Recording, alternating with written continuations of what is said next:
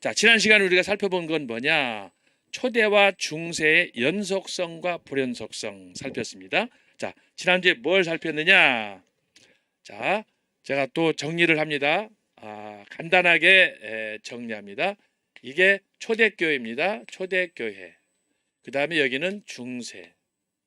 그리고 여기는 근대입니다. 근대.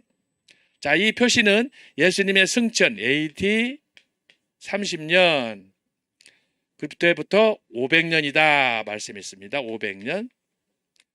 이 기간이 500년이 초대교회다.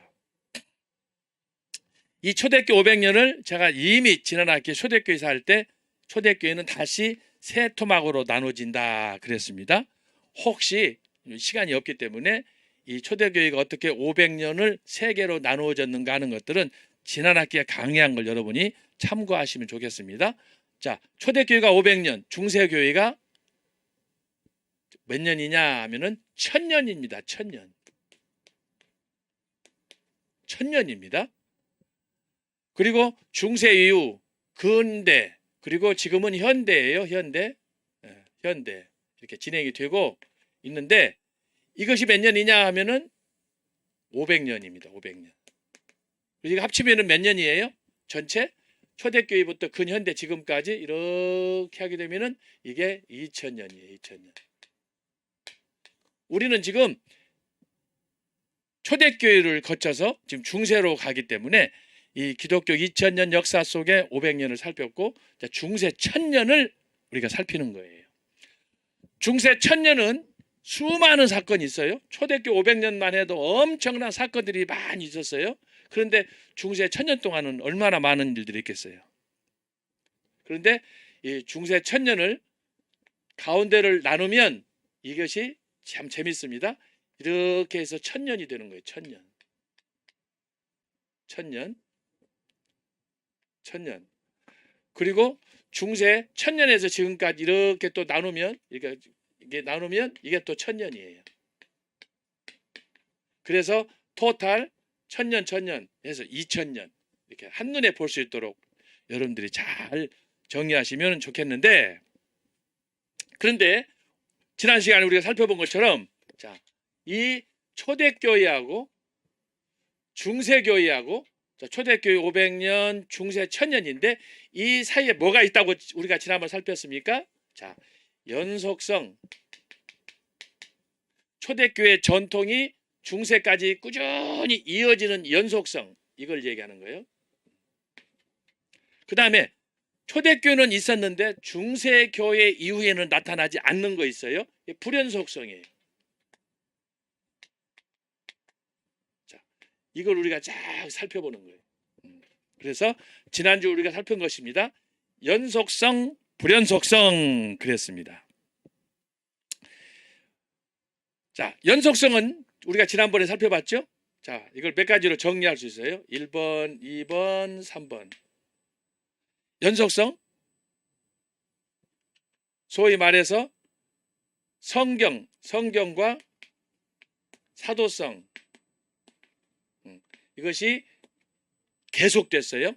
초대교회 이후 중세를 통해서 꾸준히 지속이 됐어요.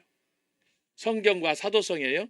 초대교회의 신앙적인 전통, 성경 말씀, 하나님 말씀으로 믿는 이런 그 영적인 가르침, 이것들이 연속적으로 꾸준히 나타났다라고 하는 거예요.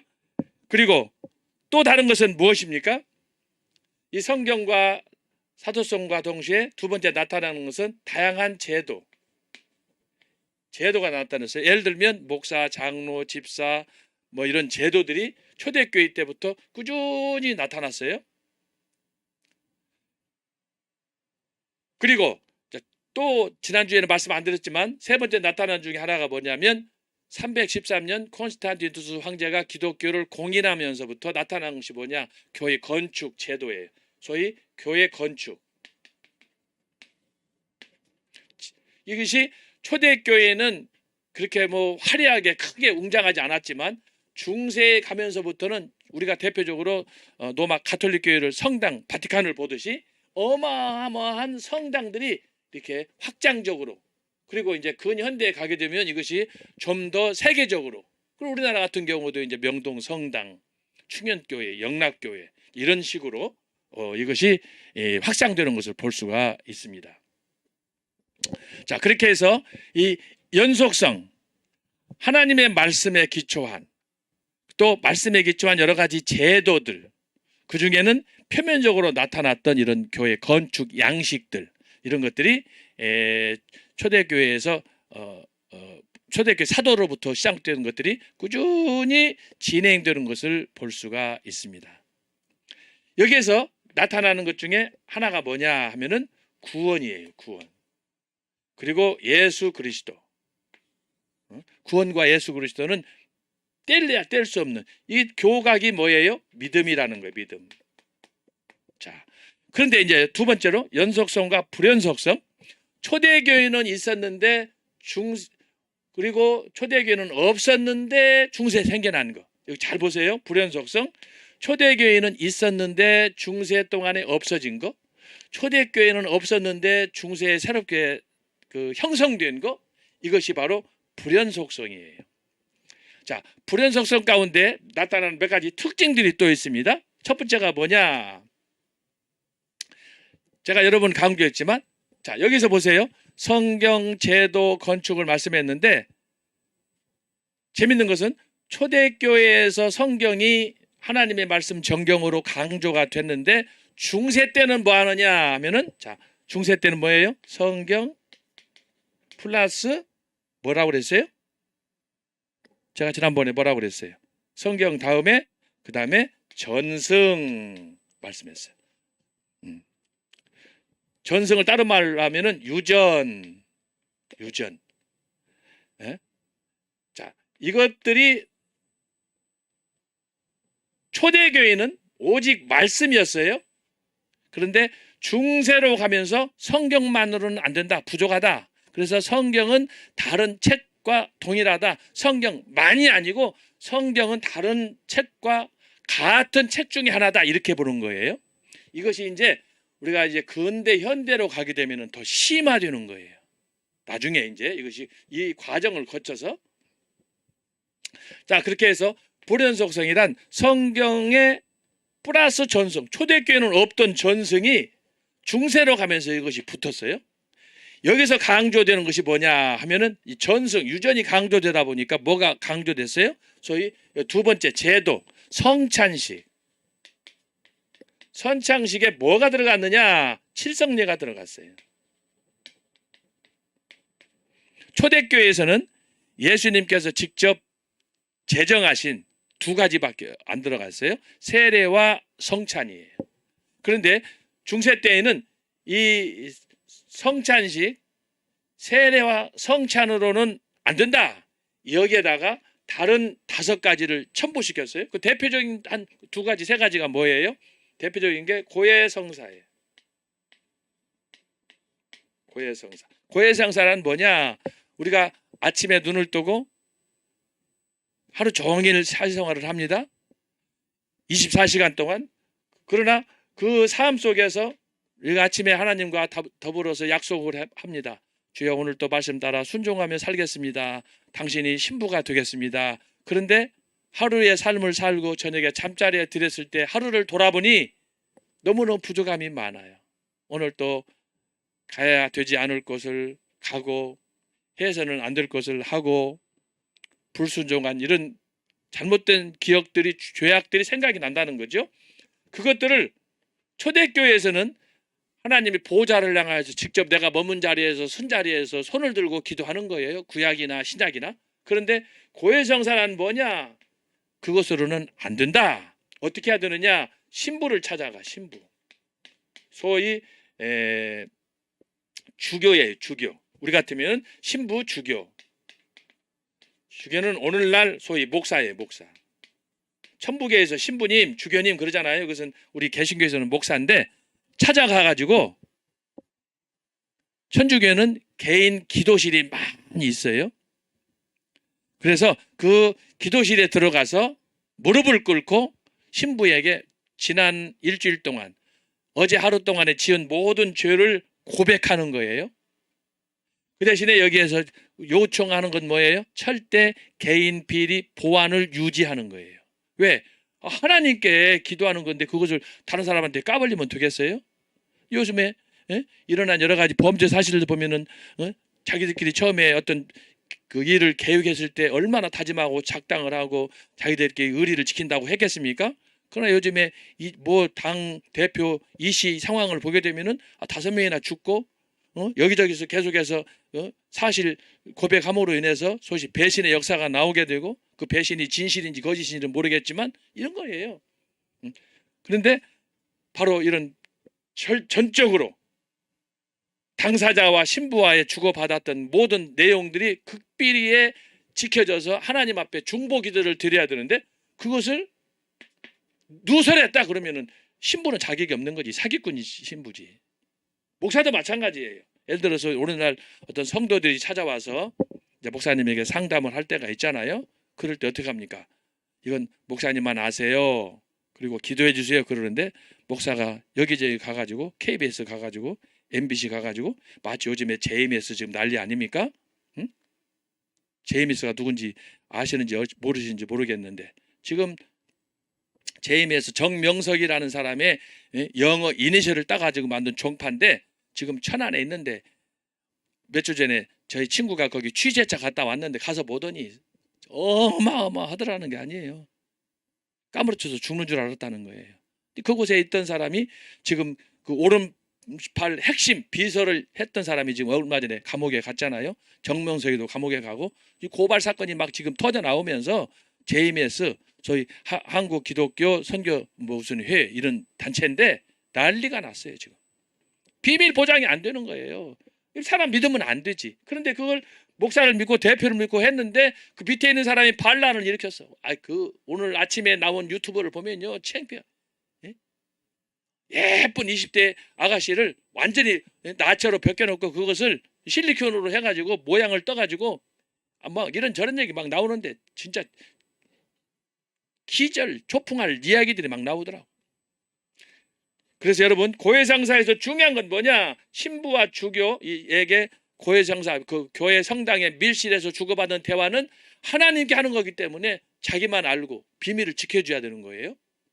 자, 그런 상황인데 오늘날 이것은 목사도 마찬가지인데 과연 비밀을 지키는 사람이 누가 있느냐? 그러면 왜 중세 가톨릭 교회에서 고해성사를 통해서 이 비밀을 얘기했느냐? 거기에는 뭐가 오고 가느냐? 금전거래예요. 네. 예를 들어서 내가 어떤 뭐 회사의 사장이다. 그런데 내가 실수가 많고 사람들에게 상처도 주고 뭐 돈 문제가 됐던 무슨 회사 거래 문제가 됐던 그런 문제로 인해서 내가 신부에 찾아가서 내가 이런 문제 있으니까 나를 위해서 기도하시고 나의 모든 비밀을 지켜주세요. 그러면 예수님은 여러분한테 그런 돈 거래 뭐 헌금을 해라 이런 거 요구한 적 없잖아요. 그런데 은밀히 처음에 고해성사는 아주 듣기 좋았어요. 솔직하게 믿음이 없는 사람들, 연약한 사람들이 이 얘기 들으면 얼마나 좋겠어요. 이 신부나 목사를 보면 하나님처럼 지금 보는 판인데 그러니까 돈을 갖다 주면서 나를 위해서 기도해 주시고 나의 비밀을 지켜주시고 때를 따라서 나를 위해서 축복해 주시고 그러다 보니까 처음에는 고해성사가 아주 좋았는데 시간이 지날수록 타락의 도구가 되는 거예요. 예? 그러면서 이 고해성사를 담당한 신부나 주교는 뭐냐 하면은 예수님을 대신하는 거예요. 예수님을 대신해서 그래서 누구한테 잘 보여야 되느냐? 신부나 주교한테 잘 보여야 죄 용서 받는 거야. 이게 고해성사 제도예요. 로마 가톨릭 지금도 하고 있어요. 그러나 초대교회 때는 우리가 히브리서 4장 16절이라든지 보면은 우리가 십자가에서 주님께서 구원을 이루셨기 때문에 항상 어디 있든지 어떤 죄인이든지 여러분 마지막 십자가에 달려 죽어가던 강도도 죽음 직전에 주님 앞에서 당신은 진짜 하나님의 아들입니다. 내 영혼을 부탁합니다. 기도하니까 예수님께서 나와 낙원에 같이 있으리라 그러시잖아요. 구원은 예수님이 주는 거지 신부가 대리로 기도해서 우리가 연부하는 게 아니에요. 그런데 천주교에서 바로 세례와 성찬 외에 플러스 알파로 5개를 첨가해가지고 그 중에 대표적으로 고해성사를 넣었다. 하나 또 지적해봐요. 고해성사 말고 그건 뭐냐? 견신예라는 게 있어요. 이 견신예는 고유성사하고 다른 거예요. 견신예는 항상 오늘 또 하나님 말씀에 굳게 서서 반석 위에 굳게 서서 피난처가 되시는 주님을 바라보면서 믿음으로 살겠습니다. 견신예. 강한 믿음 주옵소서. 반석하듯 믿음 주옵소서. 그것이 견신예예요. 여러분 이것은 특별히 여기 견신예로 들어갈 이유가 없어요. 아침에 우리가 새벽기도 하면서 주님 나에게 능력을 주옵소서. 내가 주님만 바라보고 나아가면서 믿습니다. 라고 하면 되는 거예요. 예수 이름이 이기게 하는 거지. 근데 여기다가 또 신부에게 가서 또 기도를 또 부탁하는 거예요. 요즘에도 우리가 그런 경우가 있죠. 예를 들어서 뭐 이사를 한다, 자녀 문제가 있다, 무슨 뭐 자녀 출세, 군인 간다, 유학 간다, 무슨 시험을 앞둔다 하게 되면 또 저도 오늘 아침에 우리 교인 가운데 한 사람이 지금 무릎 수술을 했는데 주일날 얘기했고 또 어제도 그렇고 오늘도 오면서 통화를 했는데 그런 부탁을 해요. 목사님 오늘 우리 아내가 우리 남편이 병원에 갑니다. 누가 또 몸이 편찮습니다. 그러면은 기도 부탁합니다. 그럼 기도하는 거예요. 그냥 그대로 다른 생각 없이. 그런데 바로 그것을 천주교에서는 예식으로 마치 세례와 성찬처럼 그것을 이렇게 자기들이 임으로 제정을 해가지고 그 일에 있어서 신부나 주교의 권위를 예수님 권위처럼 올려놔가지고 그러니까 신부한테나 주교한테 잘못 보이면 그 사람은 죽는 거예요. 그런 형국.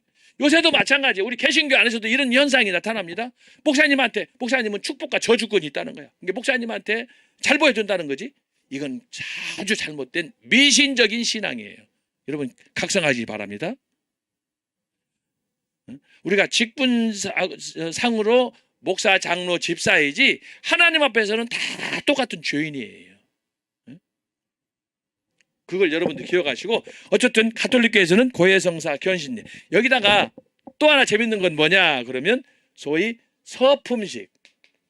서품식이라는 게 있어요. 이건 뭐냐 그러면 이제 신학 공부를 하고 목사가 되는 거예요. 신부가 되는 거예요. 이거 서품식이에요. 이것을 세례와 성찬처럼 특별한 예식으로 제정을 한 거예요. 이게 칠성례에 포함이 된 거예요. 서품식. 서품 성례라고 그래요. 성사라고도 합니다. 견신성사, 고해성사, 혹은 고해성례, 똑같은 거예요. 서품. 그래서 이렇게 신학을 마치고 목사 안수 받을 때, 주교 서품을 받을 때 이 사람은 이제부터 특별하다. 그렇게 해서 세례와 성찬처럼 그것을 신격화하는 거예요. 이거 비성경적인 거예요. 이것만 있는 게 아니에요. 여기다가 혼례 성사가 있어요. 혼례는 뭐냐 그러면 결혼이야, 결혼. 혼례 성사, 결혼 성사. 그런데 결혼식도 마찬가지야. 응? 그렇게 해서 이 칠성례를 거기다가 플러스 알파식으로 초대교회에서는 없던 성찬식이 중세에 가면서 칠성례로 이게 증가돼서 소위 그것이 바로 이 초대교회를 구분하는 중요한 틀 가운데 하나다라고 하는 거예요. 그래서 불연속성. 초대교회는 성경 성찬식인데 중세에 가가지고는 새로운 것을 플러스 알파 시켜서 칠성례. 또 재밌는 건 뭐냐? 불연속성이란 뭐냐 그러면 초대교회 때는 수도원이나 혹은 대학 제도가 그렇게 제도화되지 않았어요. 특별히 대학 마찬가지예요. 그런데 중세 가면은 이제 정식으로 수도원, 그 다음에 각 대학이 이제 유럽 전역으로 이것을 어떤 학자가 말하기를 마치 벌집처럼 유럽 전역에 세워지게 되는 거예요. 수도원과 대학이. 그랬는데 이 수도원과 대학이 처음에는 아주 출발이 좋았지만 시간이 지나는 과정에서 나중에 이 대학이 1000년 동안 이 중세의 역사가 1000년 동안 진행이 되는데 이 1000년 동안에 이 대학이나 수도원이 다 변해가지고 나중에는 뭐냐? 대학은 스콜라로 가면서 소위 이성을 중시하고 이성 중시, 수도원은 기도원이에요. 우리식으로 말하면 기도원. 그런데 이 기도원이 나중에는 권력을 위한, 예를 들면 수도원 원장이 됐다 그러면 이건 돈방석에 앉는 거예요. 그래서 나중에 이것이 파벌 싸움이 생기고 모든 교황청의 부패와 타락이 수도원에서부터 시작이 되는 거예요. 여러분, 수도원에는 모든 것 다 버리고 기도하고 금식하러 가는 곳인데 이 수도원이 돈의 왕국이 됐다. 그러면 어떻게 되겠어요? 문 닫아야지. 그런데 그런 식으로 왜곡되고 타락됐다라고 하는 거예요. 그리고 또 하나 이제 하나 지적하면, 초대교회에서는 지난번에 얘기했지만 장롱, 감독, 집사, 이런 제도가 있었어요. 초대교회. 아까 여기 있잖아요. 여기 성경, 사도성, 제도, 이 소위 교회 직제야. 이걸 따로 말하면은 교회 직제라고 하는 거예요. 직제. 교회 직분 제도. 그래서 장로가 되고 감독이 되고 집사가 되려면 디모데전서나 후서, 디도서에 있는 것처럼 그 자격이 거기 나와 있어요. 자격이. 자, 그런데 중세교회에 가면서 이 장로, 감독, 집사 제도가 다 주교 제도로 바뀌었어요. 주교 제도. 소위 성직자 제도로 바뀌었어요. 예를 들면 교황, 추기경, 대주교, 주교 이렇게 바뀌는 거예요. 여러분, 이런 중세교회 로마 가톨릭교회에서 제정한 직제는 성경에 없는 거예요. 교황제도 성경에 없어요. 추기경도 없어요. 이것을 자기들이 만들어 가지고 소위 자기들 나름대로의 교회 성직 제도라는 걸 만들었는데, 그중에 하이라이트가 뭐냐 하면 그것이 바로 교황제라고 하는 거예요. 교황제. 교황제. 이 교황제는 누가 만들었다고 제가 설명했습니까? 자, 초대교회사를 설명할 때 제가 이미 여러 번 강조했어요. 여러 번 강조했어요. 한번 따라서 합시다. 할렐루야. 한두 번 한 게 아니에요. 수십 번 했어요. 그래서 초대교회를 중세교회가 구분할 때 그 마지막 방점이 종교적인 관점에서 얘기를 했는데, 거기에 누가 있다고 그랬어요? 자, 그레고리 1세다 그랬어요. 그레고리 1세. 몇 년? 590년. 이 사람이 교황 제도를 만들었어요. 그래서 역사적으로는 최초의 1대 교황인데, 이 로마 가톨릭에서 자기들의 이 교황 제도를 정당화시키기 위해서 사도 베드로를 제1대 교황이라 이렇게 말했어요. 따라서 합시다. 더 이상 쇼는 해서 안 된다. 이런 식으로 가톨릭 교회가, 천주교가 사기를 치는 거예요. 이게 중세교회예요. 중세교회. 몇 년? 1000년. 이 짓거리만 하는 거예요. 성도들을 농락하고 자기들만의 사치와 향락에 빠지고, 그렇게 해서 중세교회는 뭐냐 하면은, 자, 이걸 정리합니다. 중세교회는 교황을 신격화하는 거예요. 신격화. 교황은 곧 신이다. 교황은 신이다 라고 하는 거예요. 이게 중세교회. 몇 년? 1000년 동안 진행이 돼. 지금까지. 여러분, 지금 교황 누군지 아시죠?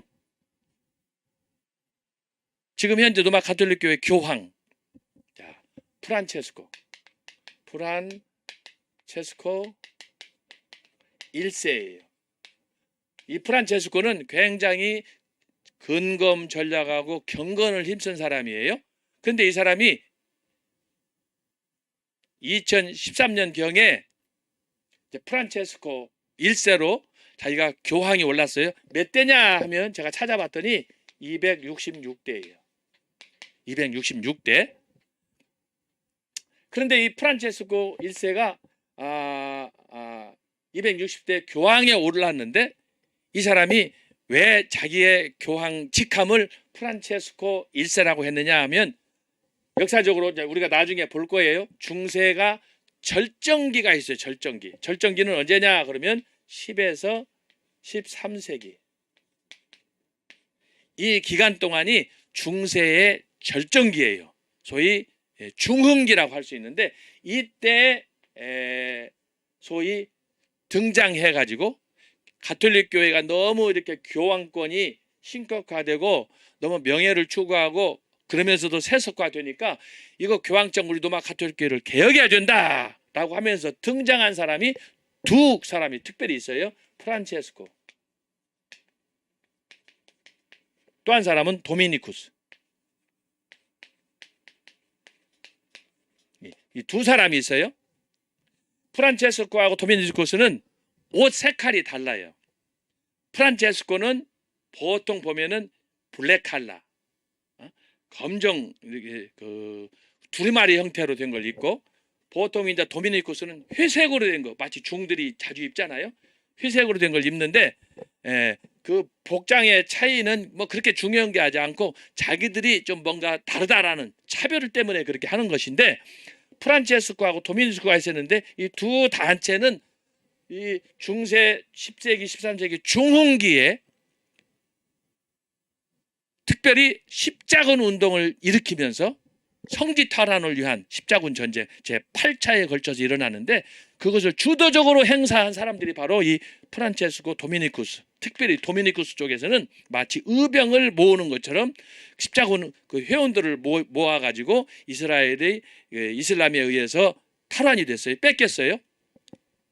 그때 그 성지를 탈환하자라는 십자군 운동을 일으켰는데, 두 사람 특징이 뭐냐 하면은 중세 로마 가톨릭에 맞서서 개혁을 주창하면서 이 사람들이 머리를 깎고 옷은 검은색 아니면 회색 복장을 하고 거리를 다니면서 근검 전략을 하고, 특별히 빈자의 그 가난한 형태의 그런 그 선교와 사역을 통해서 삶을 실천한 사람들이 바로 이 사람들이에요. 그래서 이 사람들이 나중에 수도원을 만들어서 프란체스코 회, 도미니쿠스 회, 이게 바로 수도원이에요. 수도원.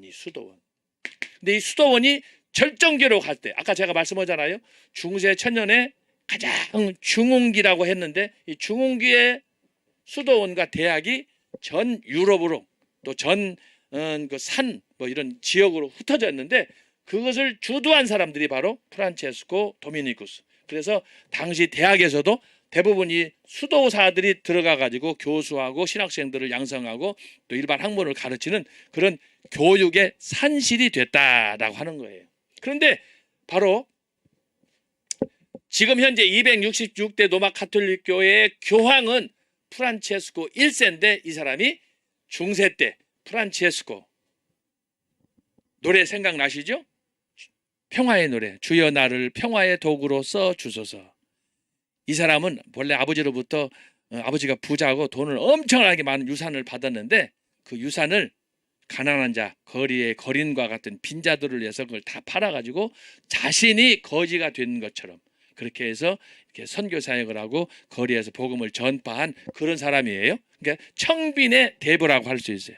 이 사람의 이름을 따서 이 사람이 프란체스코 1세다. 자기는 중세 프란체스코처럼 그렇게 겸손하게 낮은 자리에서 청렴하게 이렇게 실천하는 그런 교황이 되겠다 해서 프란체스코 1세가 됐어요.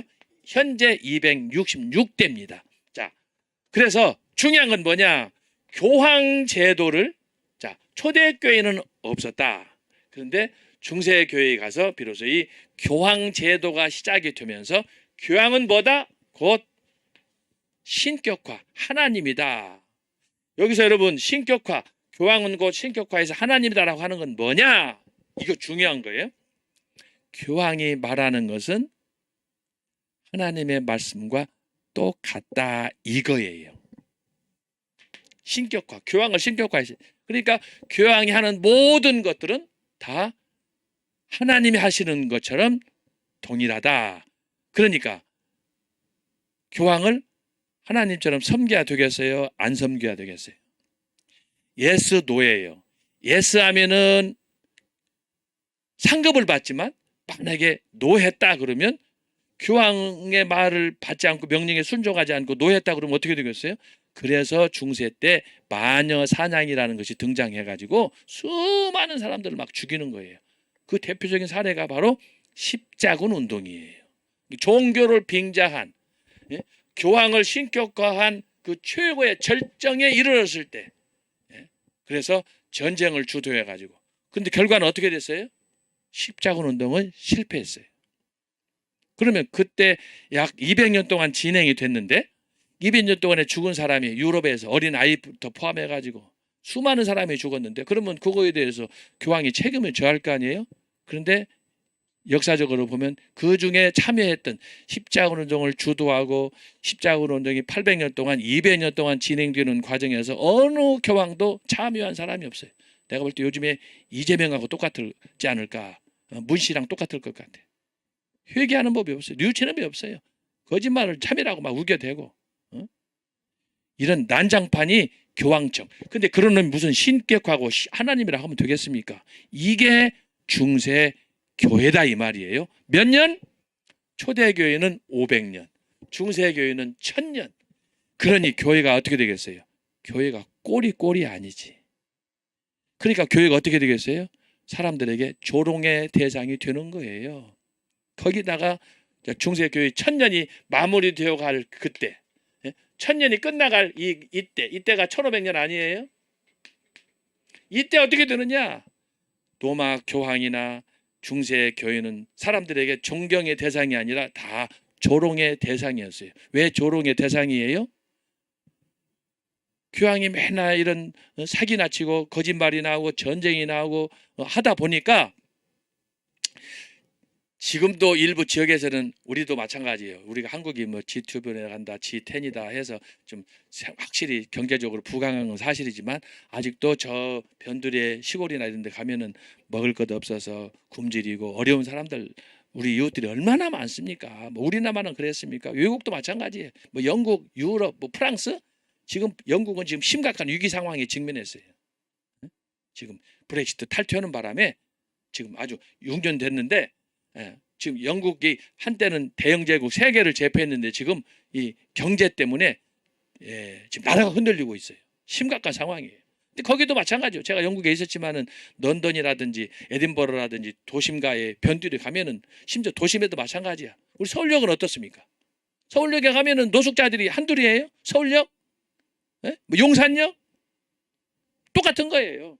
자, 그렇게 돼 있었는데 바로 이 중세 1000년 동안 바로 로마 가톨릭 교회는 하나님을 대리한다 라는 명분을 가지고 결국은 교인들에게 상처를 주고 교회를 성도를 향해서 사기를 치고 돈을 그런데 교인들이 전쟁합시다 그러는데 먹고 살 것도 없는데 무슨 헌금을 해. 거기다가 마지막에 중세 말 이렇게 1500년도 교회가 망해갈 때 교황권이 권위가 뜻지 않고 실추됐을 바닥에 떨어졌을 때 어떻게 했느냐. 세상에 천국 가는 표를 팔았어요. 그게 면죄부라는 거예요. 면죄부. 예? 면죄부를 길바닥에서 팔았어요. 길거리에서. 예? 그래서 로마 천주교가 초대교회 500년인데 1000년 동안에 어떻게 해요? 지난번에 제가 말씀드렸죠. 이게 추락하는 거예요. 추락. 여기는 명예도 추락하고 자존심도 없고 다 추락 바닥으로. 오직 하면은 그것을 보던 신부가 그 성직자들은 특권층이라고 했잖아요. 성직자들은. 그런데 그 안에서 지들끼리 하는 얘기가 야 진짜 우리 가톨릭교회 소망이 없네.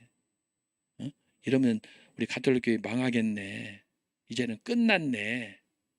요즘 우리가 탄식하는 것도 똑같아. 오늘 여러분 우리가 전 목사님을 통해서 말씀을 통해서 새롭게 각성하고 지금 부흥운동을 하고 애국운동을 합니다만 저와 여러분이 공감하는 그 특징 중에 하나가 뭡니까? 한국교회 소망이 없네. 큰일 났네. 그거 아닙니까? 근데 이런 탄식이 이때도 있었어요. 근데 그때와 지금하고 다른 건 뭐냐? 그때는 교황이 하나님이었어.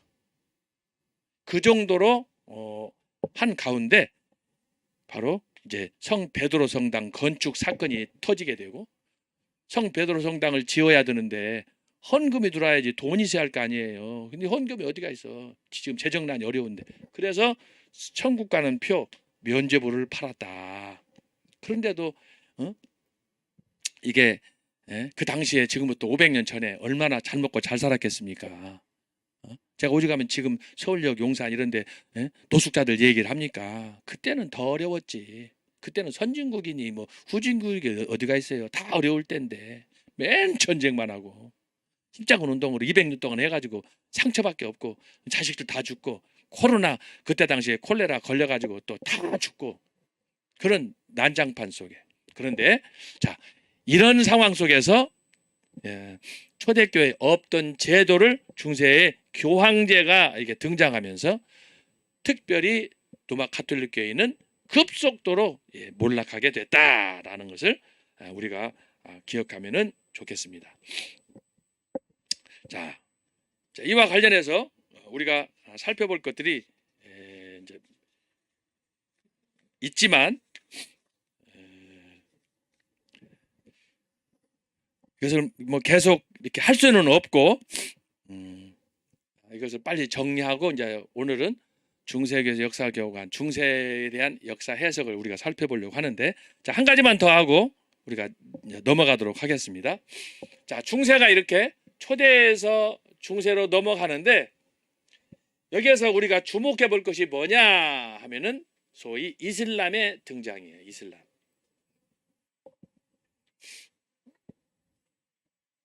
초대교회가 이렇게 성장해 가는 과정에 난데없는 소위 이슬람의 등장. 이슬람이 등장하면서 어떻게 되느냐? 기독교하고 이슬람은 상극이에요. 상극. 기독교는 누구냐? 이삭의 후손이야. 이슬람은 뭐냐? 이스마일이야. 네? 여기에 조상은 누구냐? 아브라함이야.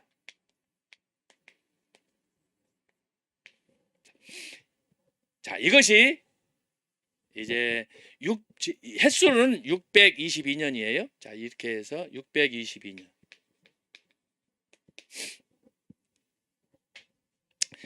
우리 기독교에게는 성지가 딱 하나예요. 어디냐? 이스라엘 예루살렘이에요. 그런데 이 이슬람, 이 마호메트교, 창시자가 마호메트잖아요. 이슬람에는 성지가 3개가 있어요. 소위 메카, 그 다음에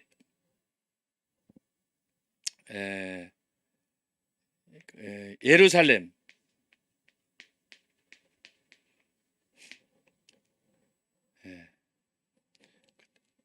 그 다음에 세 번째는 헤지라. 이렇게 3군데가 있어요. 그건 다 이 메카하고 헤지라는 사우디에 있어요. 사우디. 그리고 예루살렘은 이스라엘에 있어요. 이스라엘. 이스라엘. 그런데 이 소위 이슬람이 등장하면서, 자, 초대교회는 모든 것을 다 기독교가 장악했어요. 기독교. 그런데 중세 1000년 동안은 이 620년에 저 아랍 지역, 현재 사우디아라비아에서 등장한 이 이슬람과 동시에 어떻게 되느냐? 이때 이후 역사는 이렇게 현재까지,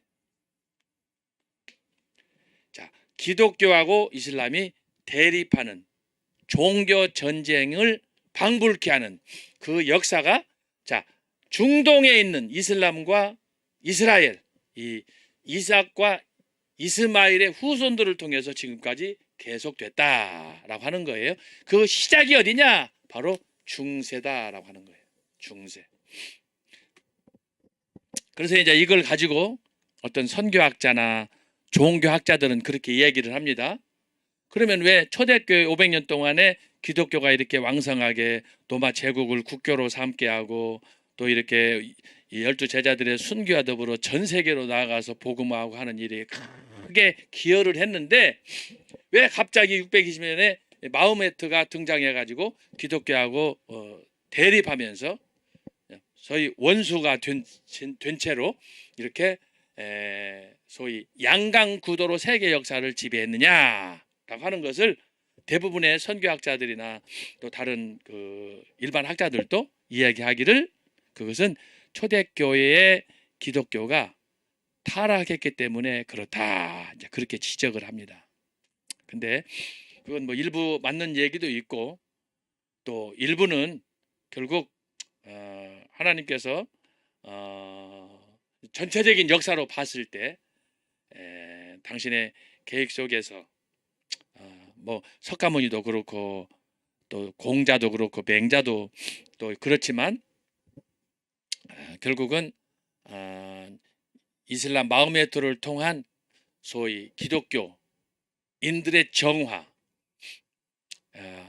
또 사탄을 통한 당신의 소위 마지막 그루터기들을 훈련하고자 하는 그런 깊은 뜻, 이런 다양한 관점에서 이걸 해석하고 봅니다만, 어쨌든 초대교회하고 중세교회 봤을 때 기독교는 여전히 계속 되어 옵니다. 그런데 이슬람이 등장해 가지고 기독교와 대척점에서 서로 대립하고 갈등하고 전쟁하고, 지금도 특별히 이슬람에서는, 중동에서는 이제 이스라엘과 중동 국가 간에 계속하는 정치적인 긴장과 대립과 전쟁이 지금 일어나는 것을 볼 수가 있습니다. 이제 문제는 지난주에도 몇 분들이 특별히 그 자유마을을 우리가 들으면서도 했는데, 우리 장하길 목사님께서 자유마을 지금 서울 중구를 비롯한 몇몇 지역들, 대구에는 뭐 거창, 상주 몇 개, 또 강원도에 있는 몇몇 지역들을 연구 조사해 가지고 지금 자유마을을 강해를 위해서 지금 하시는 걸 제가 들었는데, 그거 보다 보니까 이 이슬람 교도들이 우리나라에 들어와 가지고 지금 여러 군데, 원래는 한남동이 하나밖에 없었는데 지금 여러 지방에도 모스크가 수십 개가 있고, 뭐 기도처는 지금 몇백 개고, 그 대표적인 사례가 지금 경기도 가평이에요. 그걸 지난주에 우리 장하길 목사님이 그 사례를 통해서 이렇게 보여주셨는데, 지금 심각한 상황입니다. 우리가 전혀 상상도 못했던 거예요. 종교 차별화하지 말라, 그렇게 해가지고 지금 이슬람이 그렇게 지금 팽창하고 있다라고 하는 거예요.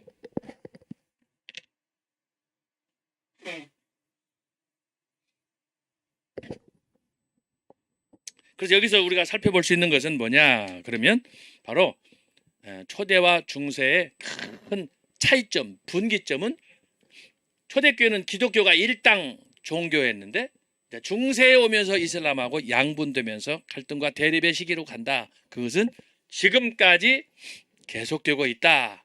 그 와중에 우리 한국의 한국교회, 지금 우리 이슬람교가 우리 국내에 들어와 가지고 지금 한국교회는 굉장한 시련에 직면해 있다. 그동안에 이 좌파 정권이 기독교에 대해서는 탄압하고, 뭐 절에서 뭐 이렇게 자기들끼리 모여서 집회하는 거라든지, 시민단체, 심지어 한노총 뭐 이런 단체들이 몇만 명씩 모여서 집회할 때는 집회 허락해주고, 또 지하철 같은 것도 통제도 안 하면서 교회에서 예배 볼 때만 유독 그 통제하는 그런 일들이 지난 3년 동안 있었지 않습니까? 자, 이런 걸 보면서 우리가 새삼 좀 각성을 해야 되는데, 바로 초대와 중세에 있어서 몇 가지 차이점이 있지만, 그 중에 바로 기독교와 이슬람교의 대립, 이슬람의 등장과 더불어 이런 소위 투쟁은 불가피한 상황이 됐다라고 하는 것입니다. 자, 그렇게 해서 여러분이 지난주에 받았던 초대와 중세의 연속성과 불연속성, 여러분 교환을 참고해서 이렇게 좀 이해했으면 좋겠습니다. 나머지 자세한 것은 저의 책, 만화 중세교회사나 아니면 중세교회사 책을 보시면 여기 주어진 주제를 통해서 여러분들이 보완해서 공부할 수가 있을 것입니다. 그래서 오늘은 그렇게 해서 연속성은 마치고, 불연속성은, 오늘은 중세교회사의 역사 개관해서 중세를 조금 더 구체적으로, 학문적으로 우리가 들어가서 살펴보도록 하겠습니다. 그래서 자, 오늘 올린 교환, 중세교회사의 역사 개관, 이렇게 살펴보도록 하겠습니다.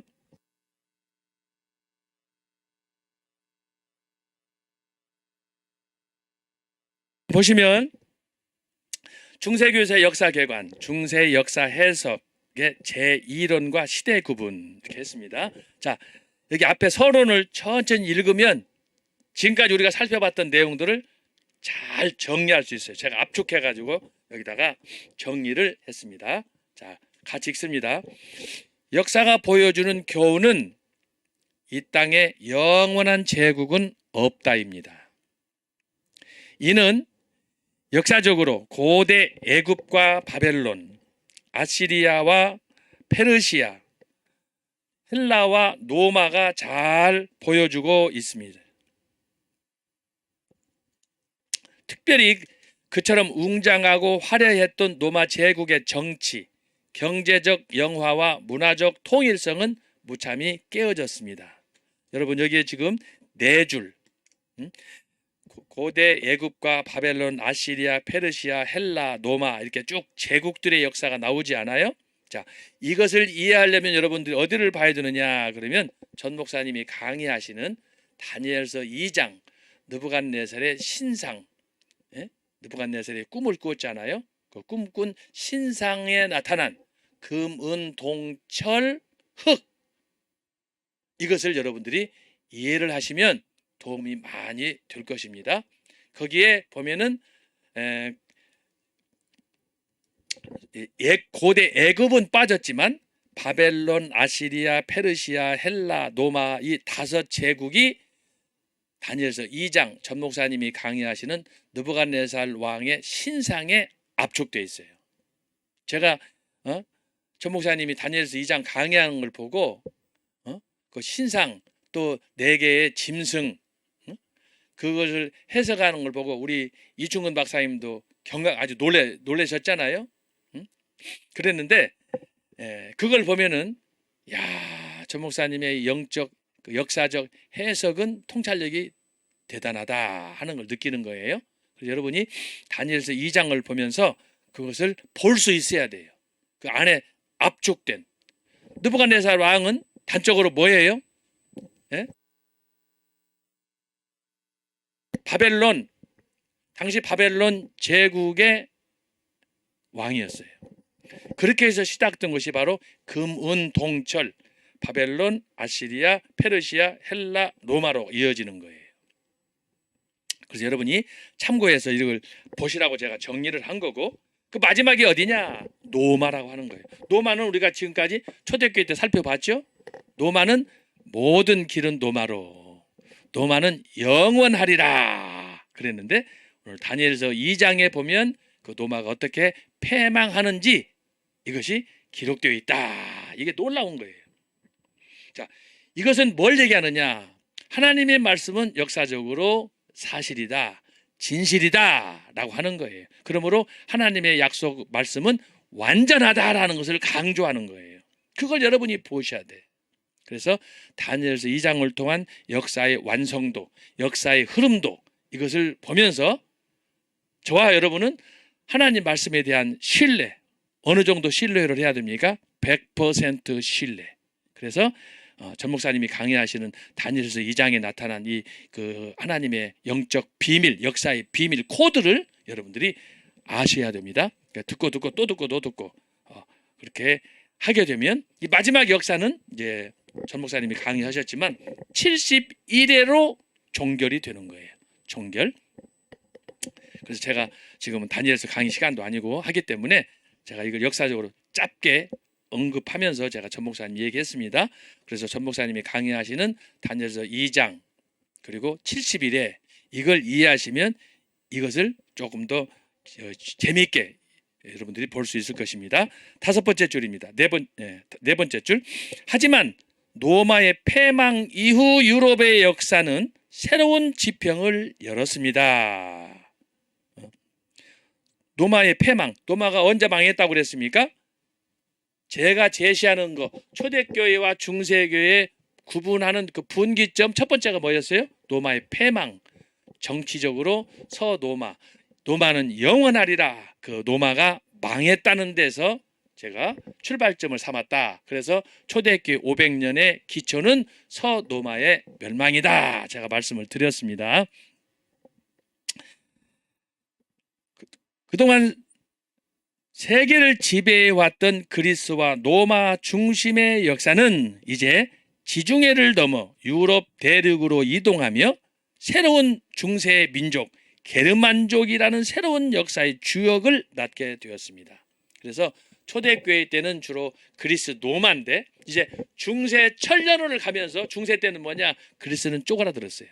그 대신에 게르만 독일 민족이 급부상하면서 이 독일이 이제 1870년대까지 소위 역사적으로는 독일의 통일 총독을 지냈던 비스마르크라는 사람이 등장하는데 그 사람 때까지 1870년대까지 그러니까 이 거의 1000년 이상 동안 독일의 그 게르만족들이 세계를 지배하게 되고 이것이 이제 우리가 잘 아는 대로 2차 세계 대전 때에는 히틀러까지 등장하면서 전 세계적은 이제 전쟁에 휘말리고 그래서 그 독일의 게르만 민족들이 세계를 소위 우지자지하는 그런 상황까지 가게 됐다라고 하는 것입니다. 그래서 초대교회는 그리스 로마라고 한다면 중세는 이제는 뭐예요? 게르만과 로마 가톨릭 교회의 주도 속에서 중세 천년이 진행이 된다라고 하는 것입니다. 자, 이렇게 시작된 중세, 소위 서방교회는 우주적 교회의 상징으로 모든 것을 종속화 내지 절대화하였습니다. 그것이 누구냐? 아까 제가 얘기한 교황제도라고 하는 거예요. 교황제도.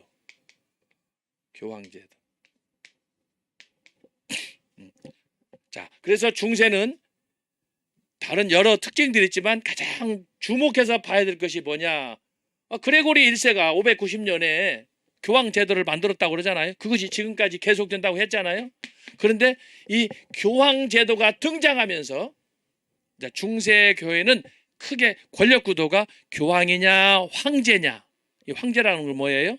교회 왕은 교황이고 세속 국가의 왕은 황제나 왕이지 않습니까? 국왕? 바로 그런 체제로 양 그 두 가지 구도 속에서 중세 역사가 1000년 동안 진행이 된다라고 하는 거예요. 그런데 아까 제가 얘기했듯이 중세의 피크였던 전성기였던 10세기에서 13세기 이 기간 동안에 교황은 뭐였느냐? 절대자 여호와 하나님과 같은 막강한 권력을 갖고 천하를 좌지우지했다. 그 기간이 200년이에요. 200년이잖아요. 이제 그 10세기에서 13세기 자, 이 기간 동안인데 이 기간 동안에 교황제도, 교황의 신적 권한은 어디까지 갔느냐? 아까 제가 얘기했죠. 교황은 곧 신이다. 그 신의 명령을 따라서 십자군 명령을 할 때 전 유럽에 있었던 사람들이 군대에 참여해가지고 약 200년 동안 십자군 전쟁을 펼친다라고 하는 거예요. 그래서 이 교황제도가 중요한 거예요. 그래서 여기서 그 말을 하는 거예요. 지금 중심의 역사는 로마 중심의 역사는 지중해를 넘어 유럽 대륙으로 이동하며 게르만족이라는 새로운 역사의 주역을 낳게 되었다. 이렇게 시작된 중세, 소위 서방교회는 우주적 교회의 상징으로 교황은 뭐예요? 전 세계는 나의 소위 교구다라고 하는 거 아니에요? 그러니까 아프리카라든지 서울에 있는 유럽에 있는 모든 로마 가톨릭 교회의 수장은 누구냐? 예수님이 아니에요. 교황이에요. 교황. 여기서 그걸 말하는 거예요. 그래서 우리나라도 70년대 80년대 어려움이 있을 때 소위 대통령들이 항상 무슨 그 나라의 위기가 있을 때 또 무슨 정사를 논할 때 보면 한국을 대표하는 한국교회 로마 가톨릭교회를 대표하는 소위 천주교의 소위 그 대표 추기경을 불러가지고 그와 더불어 상의하고 자문을 구하고 하는 그런 일이 있었고 우리 개신교에서도 한교총 같은 단체에 혹은 교단장 합동이나 통합이나 각 교단의 수장들을 모아가지고 원로들을 통해서 조언을 받는 그런 예가 있었습니다. 근데 지금은 개판이 돼가지고 다 무너져 버렸어요. 질서가 다 깨져 버렸어요. 자, 여기서 바로 그걸 얘기하는 거예요. 서방교회는 우주적 교회의 상징으로 모든 것을 종속화 내지 절대화했다. 교황 밑에 모든 나라 왕들 또 어떤 직제, 교회는 교회대로, 세속 정치는 정치대로 다 교황이 다 주도하게 됐다. 그런데 이제 이런 교황 제도가 막강했던 하나님의 신적 권한을 가졌던 그 교황 제도가 영원하냐? 제가 말씀드렸죠. 노마는 영원하리라. 모든 길은 노마로 476년 만에 깨져버렸어요.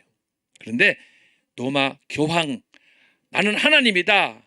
내 말은 곧 하나님의 말씀이다. 그러므로 내 말에 순종해라 했더니 완벽했던 절대자의 권한을 가졌던 교황 제도도 이게 무너지더라라고 하는 거예요.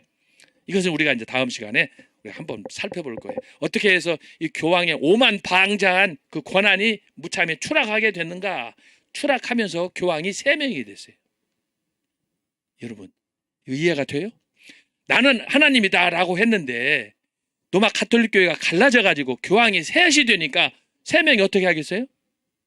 저놈은 사기꾼 교황이라는 거예요. 서로 정죄. 그러면 이게 어떻게 되겠어요? 따라서 합시다. 개판 천주교.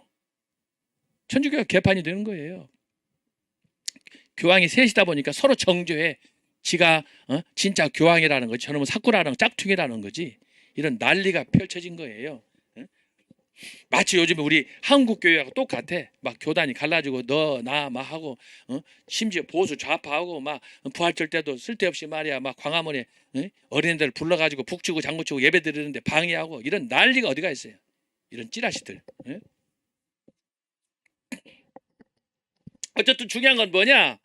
이 하늘 높은 줄 몰랐던 교황권이 추락하는 거예요. 고집을 부리다가 결국은 스스로 망하게 되고. 재밌는 건 뭔 줄 아세요? 교황청은 노마에 있어요. 노마. 지금도 노마에 있잖아요. 바티칸에 있잖아요. 그런데 여러분 교황권이 무너지려고 하니까 그중에 한 교황이 야 우리가 노마에서만 그동안 1000년 동안 이렇게 교황 제도를 했는데 이러면 안 된다. 그래서 노마 교황청을 옮기자 해가지고 프랑스로 옮겨버렸어요. 근데 옮긴 그 교황이 누구냐? 프랑스 사람이야. 열받아가지고. 그러다 보니까 이제 노마에 있는 사람들이 아니 어떻게 여기 노마를 지켜야지 프랑스 사람이라고 프랑스로 가면 되느냐? 프랑스 아비뇽에다가 교황청을 만들었어. 그러면 어떻게 해야 돼요? 거기다가 지금 노마에 있는 바티칸 노마 교황청이 얼마나 그걸 짓는다고 중세 때 지금 아까 면죄부까지 팔아가지고 그걸 헌금원이라고 해서 그렇게 했는데 프랑스 아비뇽에다가 또 제2의 교황청을 만들려면 돈이 필요해 안 필요해? 그러다 보니까 교인들이 자기들 먹을 것도 없는데 지금 500년 전 얘기예요. 600년, 700년 전 얘기예요. 우리나라도 지금 우리나 잘 먹고 잘 사는 거지. 지금 우리 할아버지 때, 고조 할아버지, 증조 할아버지 때만 해도 일제 아래 있었고 전쟁이 있었고 먹을 거 없어서 난리였어요. 보릿개가 지금도 있잖아요.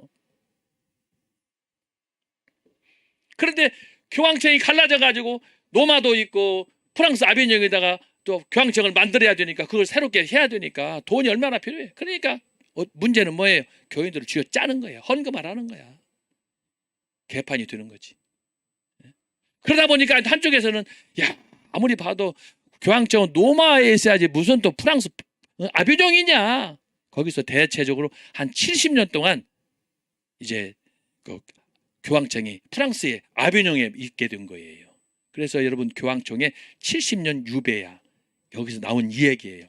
이스라엘 백성들이 바빌론의 포로로 70년 끌려갔잖아요. 노예 생활했잖아요. 재밌는 거예요. 교황청이 노마에서 프랑스 아비뇽으로 70년 동안 갔어요. 그래서 교황청의 70년 유배라고 그래.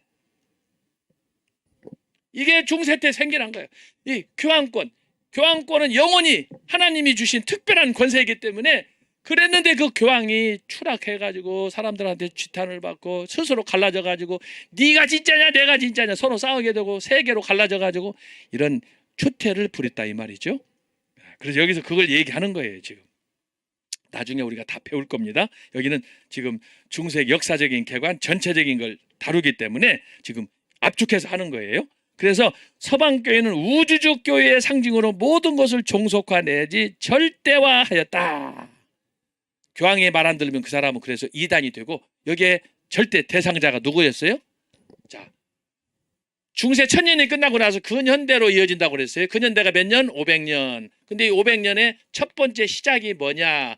이 첫 번째 시작하는 이 기간, 이것은 서희환 교수만 이걸 주장하는 거예요. 저의 종교 계획서만 있는 거예요. 다른 사람은 이렇게 안 해요. 제가 이 2000년 역사를 500년으로 잘라가지고 여러분들에게 쉽게 이해할 수 있도록 제가 정리했다고 그러잖아요. 그것이 초대교회 500년이고 중세 1000년인데, 자, 중세 1000년이 끝난 다음에 근현대로 500년 동안 가는 과정에 여기 막간에 뭐가 있느냐, 이게 바로 종교개혁이에요.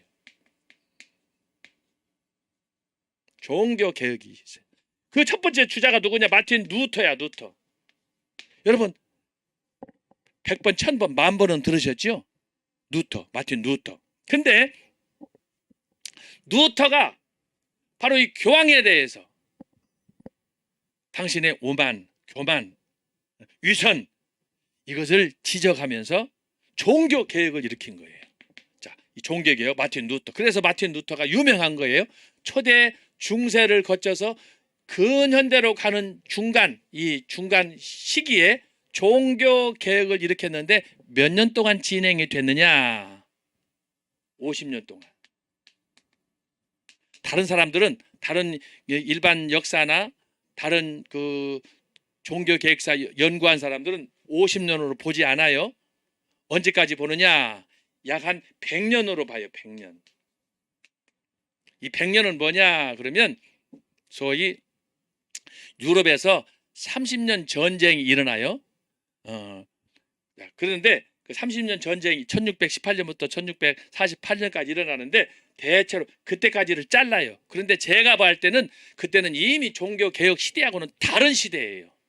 다른 시대. 그래서 근대라고 하는 건데, 저는 이것을 압축해가지고 종교개혁이면 종교개혁을 일으킨 몇몇 당사자와 종교개혁을 일으켰던 개혁자들이 말씀을 통해서 뭘 개혁했는가, 이게 중요하지. 1640년, 1600년 지나가면 이미 이건 근대로 가는 거예요. 이성주의가 등장하는 거예요. 그래서 제가 이것을 잘라가지고 50년으로 정리한 거예요. 50년 동안의 종교개혁이 진행이 됐는데, 재밌는 건 뭐냐? 자, 루터, 츠빙글리, 칼빈, 낙스. 그 외에도 많지만 대표적인 사람이 이 네 사람이에요. 마틴 루터, 츠빙글리, 존 칼빈, 낙스. 자, 여기서 여러분 나중에 우리가 종교개혁에서 배우겠지만 루터와 츠빙글리는 1대예요. 1대. 종교개혁 50년 안에서 1대예요. 칼빈은 2대예요. 낙스는 3대예요. 자, 이렇게 해서 1대, 2대, 3대가 되는데, 이 세 사람의 태어나서 죽을 때까지 연대를 따져보고 특별히 이 사람들이 활동했던 시기를 따져봤더니 몇 년이냐? 50년이에요. 낙스가 1574년에 죽었어요. 1574년. 네? 그리고 칼빈 같은 경우도 나이가 1564년에 죽었어요. 이렇게 죽다 보니까 이 사람들의 활동했던 시기를 따져보니까 50년이야. 특히 마지막이 존 낙스 1574년에 죽었어요. 존 낙스가 죽고 난 이후에 영국이나 스코틀랜드에서 계속해서 종교개혁이 일어났지만 그 이후의 역사는 이제 네덜란드에서 일어난 르네 데카르트의 소위 실존주의자가 등장하면서 이때부터는 그 종교개혁의 역사가 굉장히 침체로 빠지게 되면서 이제 근대 역사로 들어가는 거예요. 그래서 제가 종교개혁사를 50년으로 정리를 했는데, 제가 이걸 왜 50년으로 정리했느냐? 기독교 2000년 역사를 500년, 2000년인데 종교개혁은 그 가운데서 50년이다. 제가 좀 설명하잖아요. 50년인데 이 50년이라는 건 뭐냐? 굉장히 의미가 있어요. 자, 초대교회가 500년, 중세교회가 1000년, 초대교회 전통을 다 말아먹고 세속화되고 아까 말한 절대적인 권력이 절제 타락하는, 교황청이 분열해가지고 세계가 되고 교황이 서로 너희들끼리 네가 잘했냐, 네가 진짜냐, 네가 짝퉁 아니냐, 이런 난리를 펴는 그런 와중에 교회가 1000년 동안 좌경화되고 세속화되고 추락을 했는데, 자, 종교개혁자들이 몇 사람이에요? 루터, 츠빙글리, 칼빈, 존 낙스가 등장해가지고 몇 년 동안에 50년 동안에 종교 개혁자들이 뭘 했느냐? 우리는 중세는 아니다. 중세는 아니다. 종교 개혁자 어디로 갔느냐? 우리는 초대교회로 돌아간다. 그래서 종교 개혁자들이 루터, 쯔빙글리, 칼빈, 낙스가 중세 로마 천주교회를 박살내고 어디로 돌아갔어요? 초대교회로 돌아갔는데 초대교회 누구한테 돌아갔느냐 하면은 어거스틴. 초대교회 성 어거스틴의 신학으로 돌아간 거예요. 알았어요? 자, 지난번에 봤죠? 중세 로마 카톨릭 교회는 초대교회가 물려준 성 어거스틴의 신학의 기초 위에서 시작이 됐다 그랬어요. 기초 위에서. 그런데 중세교회는 뭐예요? 어거스틴의 신학을 다 까먹었다고 그랬어요. 성경에다가 플러스 알파, 전승, 예배도 마찬가지고 신학도 사도신경, 주기도문, 그 다음에 또 산상수훈, 초대교회에서 만들었던 4가지 신조, 콘스탄티노플, 또 니케야, 그 다음에 칼케톤, 이런 삼위일체, 기독론 이런 신학들의 체계를 만들었지만 중세 천주교에서는 스콜라 신학으로 다 그것을 인본주의로 선행 신학으로 행위 신학으로 다 바꿨다 제가 말씀드렸잖아요. 그랬는데 종교 개혁자들이 루터, 쯔빙글리, 칼빈, 낙스가 교황에 대해서 당신은 하나님이 아니다. 당신은 교회를 오히려 좀먹게 하는 그런 사탄의 교수다. 루터 같은 경우에는 얼마나 세게 막 욕을 하고 저항했는지 몰라요. 그런데 그때 교황은 어떻게 했어요? 저놈을 잡아라. 교황은 신권 하나님의 대리자로서 루터를 2단으로, 쯔빙글리를 2단으로, 칼빈을 2단으로 다 2단몰이 하는 거예요. 그래서 그때 당시에 수많은 사람들이 죽었는데 어떻게 죽었다? 만연 사냥으로 죽었다. 묻지 마. 마녀 사냥이란 뭐냐? 묻지 말고 죽이는 거예요. 마녀 사냥. 그런 시대가 있었는데 중요한 건 뭐냐? 종교 개혁자들이 자, 루터는 독일 사람, 쯔빙글리는 스위스 사람, 칼빈은 프랑스 사람, 낙스는 스코틀랜드, 영국 섬나라 사람. 이 각기 다른 나라의 다른 시기에 살던 사람들이었지만 이 사람들이 똑같은 한 마음이에요. 종교 개혁. 그건 뭐예요? 성경으로 돌아가자. 그렇게 해서 이렇게 돌아서 초대교회로 돌아가는 거예요. 초대교회에 돌아갔더니 어거스틴이 나왔다. 어거스틴은 왜 나왔어요? 초대교회 500년을 정리해 준 사람이 어거스틴이다 그랬잖아요. 기억나죠? 이거 사실은 학기만 시험 봐야 돼. 시험 안 보니까 지금 여러분들 제대로 기억하는지 모르는지 모르겠어. 그래서 초대교회 어거스틴으로 돌아갔다라고 하는 건 뭐예요? 초대교회 500년의 이 신앙을 어거스틴이 정리했다. 그래서 어거스틴이 중요하다. 그래서 여러분 루터나 쯔빙글리나 칼빈이나 낙스를 잘 이해하려면 누구를 이해해야 되느냐?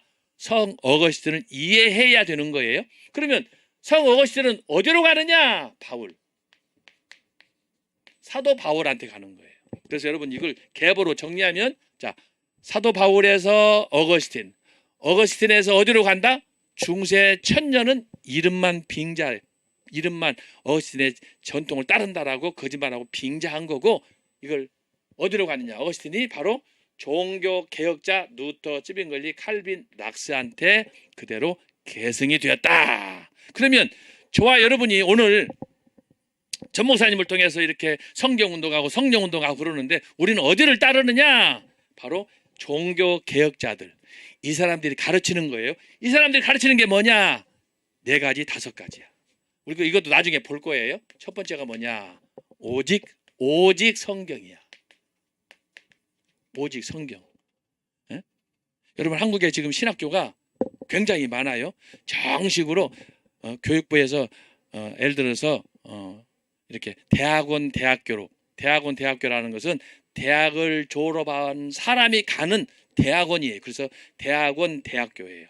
대학을 졸업한 사람들이 가서 신학을 전문으로 3년 동안, 4년 동안, 5년 동안 공부하고 목사가 되는 코스가 신학대학원이에요. 그래서 이것을 대학원대학교라고도 하고 교단이 있는 기존 대학은 대학교가 있으니까 신학대학원 이렇게 붙여서 하는 건데 그 학교들 중에서 어떤 학교는 오직 성경을 안 믿는 데가 있어요. 이것은 왜 그렇습니까? 신학적인 차이 때문에 그러는 거예요. 신학적인 차이 때문에 여러분이 잘 이걸 주목해야 됩니다. 그래서 이렇게 종교 개혁자들이 이렇게 초대교회로 돌아가서 어거스틴으로 바울에서 어거스틴으로 중세 천년을 건너 뛰어가지고 이렇게 종교 개혁자들에게 이렇게 신앙을 계승했는데, 이들이 첫 번째 믿었던 게 뭐냐? 오직 성경이에요. 오직 성경으로만 구원을 얻는다. 행위로 안 된다. 대표적인 성구가 로마서 1장 17절 아닙니까? 오직 믿음은 의인은 믿음으로 말미암아 산다. 이 두마 천주교에서는 뭐가 가르쳤어요? 행위로 구원받는다. 기도 생활도 하지만 선한 생활도 한다. 기도가 부족한 사람은 착한 일에 해서 구제하면 구원받는다. 이거예요. 이게 공로 사상이라는 거예요. 공로 사상.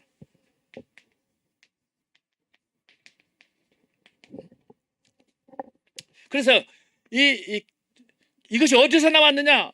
루터 같은 경우는 수도원에서, 성 어거스틴 수도원에 가지고 수도 생활을 직접 해봤어. 천주교 그 신부들이 하는, 어떻게 하면 내가 구원받을까, 이걸 고민하다가 거기에서 자기가 성직자로 수도사가 되기 위해서 지원을 해가지고 훈련을 받았어요. 그래가지고 이 사람이 이탈리아 노마도 갔다 왔어요. 가서 거기서 하는 가르치는 고행도 다 해봤어요. 빌라도 계단도 올라가 보고 다 해봤어요. 그런데도 자기 마음속에 있는 죄책, 죄 용서받았으면 마음에 감사 기쁨이 넘쳐야 되잖아요. 근데 아무리 해도, 선행을 하고 헌금을 하고 해도, 구제를 해도 자기 마음속에 근원적으로 자기가 범한 죄에 대해서는 용서가 안 되는 거야. 늘 근심과 걱정이 있는 거야. 그러다가 어느 날 성경 노마서를 보다가 의인은 오직 믿음으로 말미암아 살리라. 행위가 아니구나. 내가 지금까지 지푸라기만 잡았구나. 갓다리만 잡았구나. 그러고 나서 루터가 자리에서 이런 선 거예요. 그리고 교황청을 향하여 야 이놈아, 너는 사기꾼이다, 너는 사탄이다, 그런 거예요. 그래서 오직 성경이에요. 근데 아까도 제가 말씀했지만 한국에 이런 대학원, 대학교, 신학대학원, 신학교, 이런 지방신학교 같은 이런 데 무인가까지 합치면은 아마 근 1000개는 될 거예요. 여러분 시내 버스 타고 이런 뭐 성북구라든지 영등포라든지 가다 보면은 무슨 신학교, 무슨 총리신학교, 무슨 총리신학교, 그거 다 대부분 사기치는, 여러분 그런 데 가면 안 돼요. 여러분들 영혼을 다 파는 거야. 그런데 얼마나 많냐 이거야. 그 사람들 가면은 장사 속, 저기 왕십리 가면은 그 간판 보고 가서, 아 여기 간판 보고 왔습니다. 내가 앞으로 여기서 신학을 해서 목사가 되고 싶습니다. 그러면 요즘까지 바쁜 때, 코로나 때 무슨 공부야, 돈 30만 원 가져와. 그러면은 한 달 동안 내가 공부할 테니까 가르치고 여기서 안수 줄게. 목사가 돼. 그렇게 쏟아져 나온 사기꾼 남자 여자 목사들이 한둘이에요. 이거 개탄할 일이에요 지금. 중세 또 막 교황이 타락했다고 그래가지고 지들끼리 싸운다고 그랬는데 지금 한국 교회가 그런 상황이야. 성경을 지 멋대로 해석하고 말이야. 그러다 보니까 이 오직 성경을 말을 가르치고, 성경이 하나님 말씀이다, 성경 말씀을 통해서 구원받는다, 이걸 가르쳐야 되는데, 또 천주교에서 아까 뭐라고 그랬어요? 전승, 유전, 교황의 어록, 이런 걸 첨부해가지고 성경으로는 부족하다 이거지. 그것도 배워야 된다 이거지. 근데 중세 때 성경은 라틴어로 되어 있는데, 제가 지난주에 말씀했죠. 우리 말도 못 듣는데 어떻게 라틴어를 외국어인데 배워요? 읽지도 못하고 보지도 못하는데.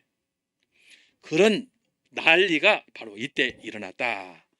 그런데 이제 최근에는 학문이 발달하면서 중세 때 대학이 생겼다고 그러잖아요. 대학, 수도원하고 대학이 생겨서 이제 대학에서는 좀 더 학문성을 높이기 위해서 다양한 어학도 배우고 신학들을 많이 배우게 되는데, 학문이 이제 높아지다 보니까는 뭐 하느냐? 학문이 성경을 비판을 해. 이걸 가리켜서 자유주의 신학이다 그러는 거예요.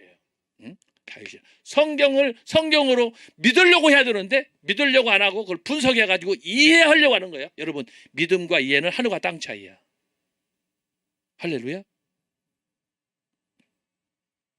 그래서 오직 성경만으로, 솔라 스크립투라, 오직 성경만으로 구원받는데 성경 아니어도 된다는 거지. 요새는 뭐예요? WCC 같은 이런 종교, 이런 그 다원주의자들이 생겨가지고는 성경만을 안 믿어도, 불경을 믿어도, 노는 맹자를 믿어도 믿는 방식만 다를 뿐이지 그것 믿어도 구원 간다, 이런 미친놈들이 있어요. 여러분 정신 차려야 돼. 그래서 첫 번째는 뭐예요? 종교 개혁자들이 주장한 거예요. 오직 성경이다. 유전이고 전승이고 뭐 선행이고 이성이고 다 필요 없다. 이 문제를 전 목사님이 생각의 3대 통로, 존재의 제1 원인.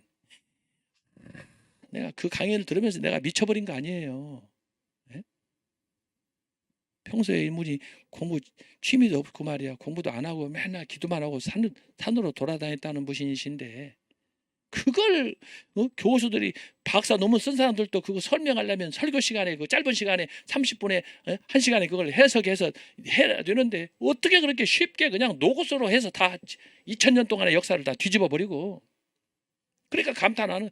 그러니까 저 같은 사람도 야 이거 보통분 아니구나.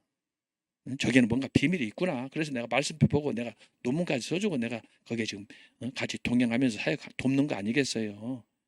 여러분들 눈으로 다 보고 그냥 국내든지 미국이든지 카나다든지 이번에 지난 1월달 2월달 다녀와서 보셨겠지만 그런데 저만 그러는 게 아니에요. 다 거기 있는 사람들이 변호사들 뭐 정치학자 뭐 헌법학자 이런 사람들이 거기 와가지고 그냥 입이 짝짝 벌어지잖아요. 감탄하는 거예요. 오직 성경이에요. 근데 여러분 성경에 대해서 의심을 갖고 보면은 안 되는 거예요. 도마같이 되는 거예요. 도마. 만져보지 않고는 안 믿겠다. 예수님께서 책망하잖아요. 자, 야 만져봐. 네가 직접 확인해봐. 그럴 때는 어떻게 해요? 도마가 그 자리에서 손 창자고 옆구리 만져본 다음에 나의 주 나의 하나님 꼬꾸라지잖아요.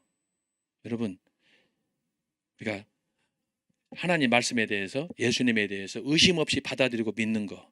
예수님께서 말씀했어요. 도마한테 보지 않고 믿는 자가 더 복되다. 복된 정도가 아니에요. 플러스 알파예요. 이것이 뭐가 결정하느냐? 믿음이 결정하는 거예요. 믿음을 온전히 맡기는 거, 커미트먼트 하는 거예요. 주님 앞에 위탁하는 거예요. 때로 내가 아는 것도 있지만 알지 못하는 부분까지 다 하나님 앞에 맡기는 거예요. 지금 일도 그렇지만 장래 일도 마찬가지야. 그걸 따지면 안 돼. 근데 그걸 이해하려고 하면 이해는 신앙이 아니에요. 그건 벌써 지가 하나님이 되는 거야. 믿음은 주님한테 맡기는 거니까 주님 당신을 의지하는 것이지만 이해한다, 뭐 연구한다 그런 것은 지가 뭔가 좀 해보려고 하는 거예요. 이 번데기 신앙이야. 그래서 여러분이 이걸 잘 기억해야 돼요. 오늘 지금 우리가 중세교회를 어떻게 이해하는가 개관이지만 지금 여기 오늘 강의 펼쳐진 내용은 지금 종교 개혁사까지 왔어요. 이게 근데 흐름을 제가 여러분한테 이해시켜야 되기 때문에 그러는 거예요. 중세교회가 얼마나 잘못된가를 여러분들이 알아야 그래야 종교 개혁이 얼마나 중요하고 루터, 쯔빙글리, 칼빈, 낙스 지금 성령의 나타남을 통해서 전국 교회 세계교회를 흔들고 다니는 이 광화문 대열 집회가 얼마나 중요한지를 여러분 깨달으라는 이 얘기예요. 제가 지금 여러분들은 보통 축복을 받은 게 아니야. 하나님 말씀을 하나님 말씀으로 믿고 그 말씀을 해석하고 지금까지 내가 궁금하고 몰랐던 부분들을 파헤쳐서 전 목사님을 통해서 그걸 하실 때 야 복음의 7대 연합 창세기 1장에 나타난 그리스도의 그 구속의 원리 만유 회복 뭐 이런 주제들이 한두 가지가 아니에요. 제가 평생 신학을 하고 평생 강의를 하고 했던 사람인데 제가 거기에 충격을 받고 깨어지고 녹아져서 논문도 쓰고 제가 이렇게 한다는 이유 여러분 제가 단순한 사람이 아니에요. 여러분들이 보실 때 어떻게 보시는지 모르지만 그런데도 저는 다른 소원이 없어요. 말씀에 대해서 하나 붙잡고 그 말씀에 대해서 참 진리가 우리에게 도전해 올 때는 여러분 양심이고 직분이고 교수고 목사고 박사 다 소용없는 거예요. 제가 경험한 거예요. 아무 소용없어요. 응? 그러나 진리에 대해서 하는 광명의 빛을 받을 때에는 우리가 견디지 못하는 거예요. 응? 여러분들이 그러니까 광화문에 막 쏟아져 나오는 거 아닙니까? 응? 평택이고 수원이고 안산이고 구리고 뭐 제주도 뭐 부산 대구 지역을 따질 오살리 가봐. 오살리는 옛날 조영규 목사 전성기 때 이후로 그 본당이 꽉꽉 찬다는 거 아니겠어요? 코로나 시절인데도 이건 보통 역사가 아니에요. 그런데 전 목사님이 성경 말씀 믿고 막 이걸 강조하고 그런데 오늘 주변에서 몇몇 학교에서는 성경 말씀을 그렇게 문자적으로 믿으면 병신이라고 그러는 거예요. 그게 자유주의 신학이라니까. JEDP 창세기를 편집됐다. 문서설에 이걸 주하다가 모아놓은 편집된 책이다. 그런데 그런 책을 무슨 오직 구원의 책이고 영생의 책이라고 믿느냐? 그건 또라이라고 얘기하는 거예요. 그러나 여러분 그런데 귀 기울이면 안 돼. 그러면 영혼이 죽는 거예요. 그걸 이해하려고 하고 그런 식으로 성경을 분석하면 그 영혼이 잘 되겠어요? 범사가 잘 되겠어요? 그러나 그것을 믿고 하나님 말씀, 예수님께서도 말씀하셨잖아. 모세와 선지자가 한 말은 나에 대해서 한 거라 아멘 하고 받아들이는 거예요. 그 토를 달면 안 되는 거야. 근데 어떤 놈들은 거기다 토를 달고 따지고 따질 것이 따로 있지. 지 영혼하고 생명, 응? 이렇게 나를 위해서 헌신하신 그분에 대해서 왜 나 살렸어? 그런 식의 묻으면 그 바보 아니에요? 그거? 죽은 놈 살려줬는데 내 진 보따리 내놓으라는 거 똑같은 거지. 감사밖에 없어요. 그래서 저는 저와 여러분이 적어도 하나님 말씀을 오직 성경으로 믿는다면은 감사밖에 없어요. 제가 초대교회사 때 얼마나 말씀했어요. 성경은 보통 책이 아니다는 거야. 성경 66권을 구약 39권 신약 27권을 하나님이 저와 여러분에게 주신 거, 여러분 저와 여러분이 수고한 거 뭐가 있어요? 아무것도 한 것도 없어. 그냥 교회에서 선물로 준 거 받아들이기만 하면 되는 거예요. 그걸 왜 줬어? 왜 썼어? 이런 거 따지면은 그거 되겠습니까? 그걸 통해서 나를 살리고 나에게 이 영원한 생명을 주시고 천국 갈 수 있도록 새 예루살렘을 바라보면서 살게 하셨는데 그걸 가지고 따지면 한심한 사람이지. 그런데 그것을 방해하는 사람이 교회 안에 있고 그게 좌파고 그보다 더 나쁜 놈들이 자유주의 신학자더라 이 말이야. 성경을 빙자해가지고 원래 받은 거 생활하면서도 성경을 진리로 안 가르치는 거야. 편집됐다고 하고 말이야. 쓸데없이 당신의 다른 사람들의 영혼을 유혹하고 말이야. 넘어지게 하고. 그 사탄이 하는 짓거리 아니겠습니까? 제가 오늘 열받았어요. 네? 어쨌든 여러분들이 잘 정리하셔서 다음 주에 계속해서 하겠어요. 자, 초대교회에서 중세교회에서 이렇게 역사가 흐름이 오는데, 자, 초대교회의 마지막 방점은 어거스틴이다. 어거스틴의 신학은 사도 바울이다. 근데 이것이 바로 종교개혁자들에게서 전수가 됐는데 첫 번째가 뭐냐? 오직 성경이다. 말씀 중심이라는 게 여기서 나온 거예요. 여러분 잘 기억하시고 또 한 주간도 주님의 은혜 안에서 말씀밖에 없습니다. 여러분 저와 여러분의 사는 길이. 예? 그래서 더욱 기도하고 말씀 연구하면서 하나님 은혜를 사모하면서 나는 그래서 늦게 전 목사님 알았지만 감사하는 거예요. 응? 내가 박사라고 교수라고 내가 나불내고 뭐 한 것이 뭐가 있어요? 뭐 책 하나 논문 썼다고 이것이 뭐 대단한 거겠어요? 말씀을 통해서 내 영혼이 새로워지고 저는 더욱 주님 앞에 헌신하고 다짐하게 되고 결단하게 되고 나만 살 것이 아니라 이웃들을 살리고 민족을 살리고 그것이 애국운동 아닙니까? 오늘도 이렇게 장시간 동안 강의를 통해서 함께 교제를 하게 된 것을 감사하면서 한 주간도 승리하시기 바랍니다. 기도하겠습니다. 하나님 아버지 감사합니다. 오늘 중세교회사의 초대교회사의 그 연속성, 불연속성, 특별히 중세교회사에 나타난 역사 해석 간단하게 살폈습니다. 아직 저희들이 갈 길이 많이 남았습니다. 주님이 시간 필요한 대로 저희들이 가르침을 주셔서 다시 한번 우리가 말씀에 대해서 사모함도 있지만 또 역사에 대해서 하나님이 어떻게 역사하셨는가를 과거 역사를 통해서 배울 때 우리의 마음이 뜨거워지고 각성하게 하시고 시대에 맞서서 좌파든지 또 주사파든지 혹은 자유주의 신학이든지 불신 교회 천사를 가장한 그런 불법 단체 사탄의 세력에 맞서는 무장된 저희들이 되도록 인도하여 주옵소서. 주여 오늘도 주님 말씀 안에 승리하는 복된 삶 주시옵소서. 예수님의 이름으로 기도합나이다. 아멘.